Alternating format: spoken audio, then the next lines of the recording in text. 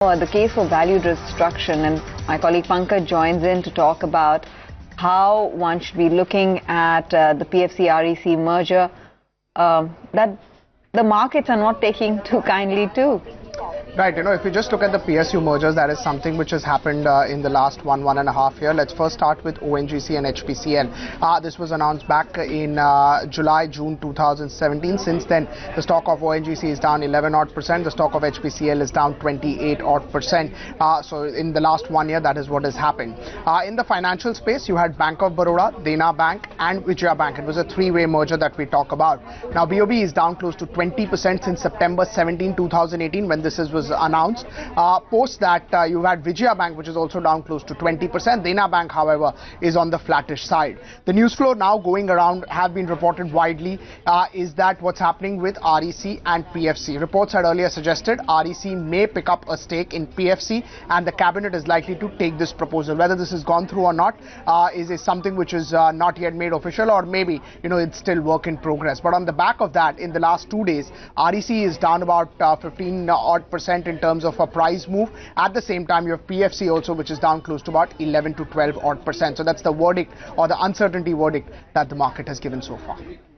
Okay, and let's chat about all of this. Exactly. The fact being whether or not you can see a resolution of power sector NPAs. The government has proposed to mop up 14,000 crore rupees, and the Power Ministry has raised concerns on the merger. Joining us right now, Mr. PV Ramesh, the CMD at REC. Mr. Ramesh, morning. Good to have you again on the show. Industry experts are suggesting that a couple of power projects may see resolution before the Supreme Court verdict. What's the update on the progress so far on the power sector resolutions, if any?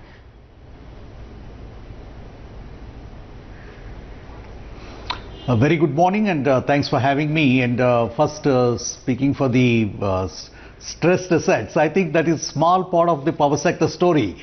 There's a big story of all villages, all households, more than 2 crore 10 lakh households having been electrified in less than 400 days under Saubhagya, and I think that is a cause for celebration and positive news. But however, since you asked about the stress assets, let me say a couple of things. One, of course, is the issue before the Supreme Court. On the other hand, REC per se has 86% of its loan book exposure to the state sector, where there is no stress at all. And vis-a-vis the private sector, we are part of a larger consortium with the other financial institutions and the banks. From our side, we have agreed for a resolution plan of at least 3 major assets. So we hope that they will go forwards. We also seeing a positive sign in terms of some of those assets which were classified as NPAs. Actually having become standard. We have the Landco Anpara in UP, we have the SR Transmission Company, and 2 hydro projects, the Gati and the Dance Energy. So, I mean, actually we are seeing much positive side. On the other hand, we have also proposed a warehouse to manage some of these stressed assets that do not have commercial value, the Parivartan. That process in partnership with PFC and potentially with other financial institutions and banks. We are in the process of taking it forwards. It's in the process of getting registered. We will be going to the Reserve Bank of India for its approval. So I think there is a lot of positive things to talk about. Right, sir. We take all those points on board, but are we seeing challenges to the power sector resolution outside of NCLT? I mean, it's almost like everybody is finding it hard to make truce between themselves, and so the last resort is the appellate tribunal.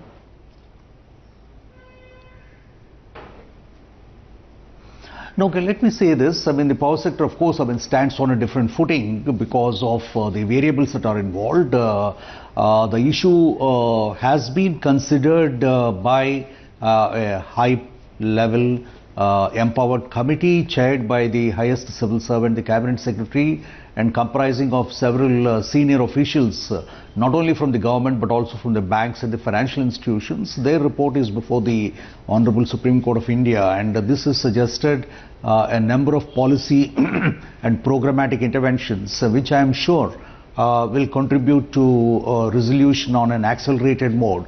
But what I think is much more important is the fact that the power demand is picking up, and I think this is a good story. I think it needs to be told. Compared to year on year on the same day earlier, the demand has gone up by about 10,000 megawatts, and with almost 3 crore households being connected to the power grid, we should see an immediate quantum jump by another 13,000 megawatts of demand in the coming months and a year. And some of the states where traditionally the demand is muted are also showing an accelerated pickup, and I especially mentioned Bihar, where we have seen that there has been a quantum jump in terms of the power demand. So the demand is going up, and it's the first time month on month the demand has gone up by double digits.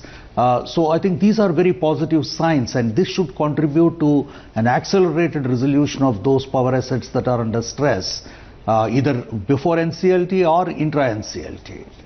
And as I've always said, I mean, these power assets, I mean, people are generally bunching everything together. These power projects are like patients in the intensive care unit. I mean, each one of them have a different problem, and obviously those solutions need to be customized. But we've classified them into 3 broad categories. One, those which were stranded and which necessarily would have to find a resolution through the NCLT and potentially liquidation process. The second bunch, which have a commercial viability as well as an economic viability, those and which are completed commission projects, and there's a sizable number of them, and I'm sure they will find market very soon. The third set are those which have an economic value, however the commercial value is muted for various reasons. It could be fuel supply, power purchase, it could be regulatory issues. Some of those issues could be addressed through an intermediary mechanism like Parivartan. So, I mean, there are a number of... Mr. Ramesh would also, want to understand what's happening with the REC-PFC merger.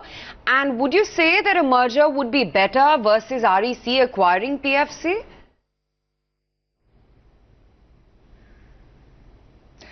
No, let me say this. I mean, I have neither knowledge nor information about this. This is speculative, and I think this speculation is now becoming quite nihilistic, because this is a speculation that is without basis. I mean, let me present few facts. I mean, both PFC and REC essentially they are listed companies, they are publicly owned companies. The Government of India is the major shareholder, and whatever decision that the Government of India as a major shareholder makes would be in the interest of all the shareholders, and it would be to protect the shareholder value. And these two companies have a huge exposure both in the domestic market and international market. They're quasi-sovereign, they enjoy a sovereign rating in the rating industry, they mobilize large quantities of resources, they play a vital role in the development of the power sector in this country and overall national development. They contribute proactively to the major flagship programs of the government. So these companies are important, and I don't think the market should speculate without a concrete evidence or information, and it is not helping anyone. And the second most important, at the moment we are focused on our work, and our business is growing. The demand for our disbursement is fast increasing. Our staff across the country are mobilized on Saubhagya to push the last mile, last household in the last corner of this country. So we are focused on our work, and we will ensure the shareholder value is protected, enhanced. We continue to return profits. Both of us are highly profit-making companies. Both companies pay handsome dividend, and I think the earlier speaker, Prashant, if I heard right, I mean, I don't think the REC-PFC either way can be merged compared with ONGC-HPCL, which occupy different segments in the value chain, or with the banks, which are completely stand on a different footing and are at a different levels. I mean, they are not brothers with the same level of empowerment, whereas REC-PFC both have almost similar fundamental parameters, and both of them are equally strong. So I would like to appeal to the market and to the viewers that this is not a constructive discussion. If there is, government has to make such a judgment, it would make a judgment in the best interest of the companies, the future of the country, as well as the shareholder value. So I think let's wait. I have personally have no information or knowledge. I wouldn't like to speculate, and the speculation is not constructive. It definitely is not, sir, and I completely understand where you're coming from. My only follow-up is, while you're highlighting that, right now, all this talk about a possible merger is in the realms of speculation, we've had communication from the Finance Ministry, again, this is citing media reports, that, they have that on the anvil, they have that as a plan. But you're saying that if you were, or your opinion was sought on the matter, that you would believe that that would not be a productive scenario for both businesses, that you would not perhaps favor a decision like this?